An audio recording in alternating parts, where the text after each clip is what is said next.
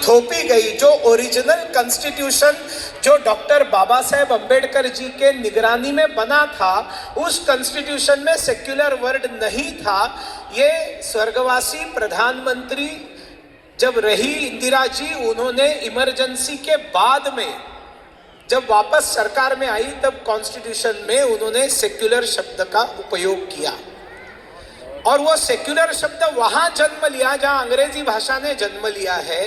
तो कंसेप्ट है, कंसेप्ट का जो शब्द होता है वो तब तक आप जोड़ नहीं सकते दूसरी भाषा के साथ जब तक वो कंसेप्ट सेम ना हो।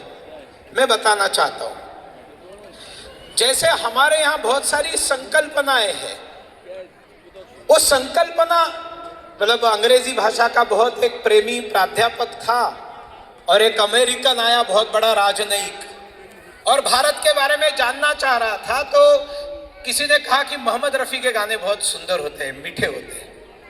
तो अमेरिकन पूछता है कि सुनाओ तो कोई एक आधा गाना।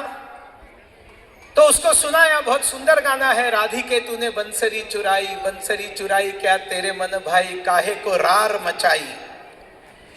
तो ये अंग्रेज बोलता है I don't understand, translate into English.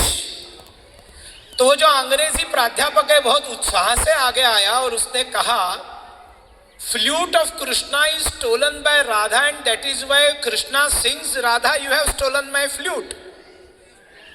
तो वो अंग्रेज पूछता है, if at all the flute of Krishna is stolen by Radha then why Krishna is singing song, ask him to go to police station and report.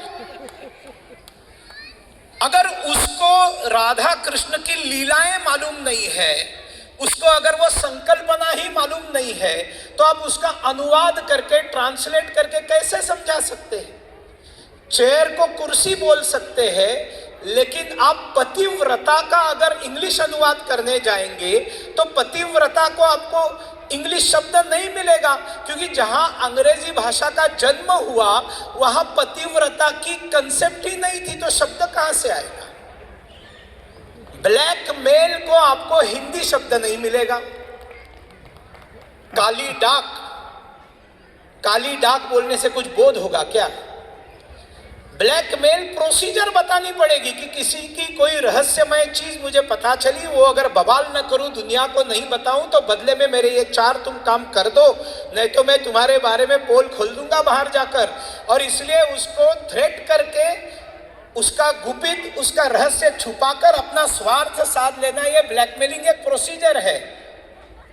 तो हिंदी भाषा में शब्द क्यों नहीं है? क्योंकि हमारे पुरखों ने हमको ऐसे करने के लिए बताया ही नहीं, कभी कंसेप्ट ही नहीं है भारतीय समाज में, तो शब्द कहां से आएगा? हिंदी में नहीं, मराठी मेरी मातृभाषा है, मराठी में नहीं, तमिल में नहीं, तेलुगु में नहीं, कन्नड़ में नहीं, मलयाली में नहीं, पंजाबी नहीं, उड़िया में नहीं, नॉर्थ ईस्ट की खासी, जयंतिया आदि, आपातानी, नागा, 150 से अधिक डायलेक्ट से कहीं भी ब्लैकमेल को आपको शब्द नहीं मिलेगा। हिंदू एक कंसेप्ट है, हिंदुत्व एक कंसेप्ट है, और जब तक वो कंसेप्ट ट्रांसलेट नहीं हो सकती, जब तक सामने वाले की भाषा में उसी कंसेप्ट को कोई वर्ड नहीं है, that is why Hindu is धर्म and there is no alternate word in English of any other non-Indian language for dharma, because dharma is a concept. धर्मो रक्षति रक्षितः, जो धर्म की रक्षा करता है, धर्म उसकी रक्षा करता है। धर्म का हमारे भारत में जो अर्थ बताया है वो कर्तव्य है, आप सब जानते हैं। माँ अपने कर्तव्य का पालन करती है। हमारे भारत में सबसे बड़ी पूज्य चीज कौन सी है पता है आपको? माँ सबसे बड़ी पूजनीय चीज है। सबसे पहले जो उठती है और सबसे आखिर में जो सोती है, सबके लिए खाना बनाती है लेकिन सबसे आखिर में खाती है। और अगर पति खर्चा करने के लिए अगर कुछ पैसे उसको दे दिया घर चलाने के लिए, अगर दे दिए, तो सबसे आखिरी खर्चा खुद पर करती है। और सदियों से हमारे देश में त्याग की मूर्ति मां को माना गया है। So alternate word for sacrifice in any Indian language an ideal is mother, मां। और इसीलिए वेदों में कहा, माता भूमि पुत्रोहम पृथिव्याम। अगर धरती हमारे लिए सैक्रिफाइस करती है, उसको अगर हमें कंपेयर करना है किसी चीज से, तो उसको मां के साथ कंपेयर कर सकते हैं, क्योंकि मां इज परमोच्च सैक्रिफाइस। हम गाय को माता मजाक में नहीं बोलते हैं, अंधविश्वास नहीं है। हजारों वर्षों से हमारे देश की खेती और सारी अर्थव्यवस्था गाय के आधार पर थी, और इसलिए गाय को नहीं काटना, गाय को नहीं खाना, उसका संवर्धन करना, बुढ़ापे तक उसका ख्याल रखना, क्योंकि उसके प्रति हमारे मन में ग्रेटफुलनेस है, ग्रेटिट्यूड है। Without gratitude you cannot imagine Hindu thoughts. Gratitude is the most important thought of Hindutva. और हम अगर गाय के प्रति ग्रेटिट्यूड रखते हैं तो उसको मां कहते हैं, क्योंकि मां के प्रति ग्रेटिट्यूड सबसे पहले हर व्यक्ति को समझाना नहीं पड़ता है। हम गंगा मैया कहते हैं, सिर्फ गंगा मैया नहीं, भारत के किसी भी गांव में जाएंगे तो वो बोलेंगे ये हमारे गांव की गंगा है।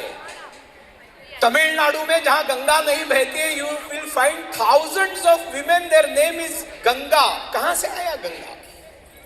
जो तमिलनाडु में सनातन को खत्म करने की बात करते हैं, उनको पूछना चाहिए ना, नाम कहां से आए, ये कंसेप्ट कहां से आई? गंगा को मां कहा है, गंगा मतलब नदी, नदी को मां क्योंकि ग्रेटिट्यूड है, उसके कारण हमारा जीवन चलता है। और उसी तरह से हमारा एकमात्र देश है जो हमारे देश को मां कहता है।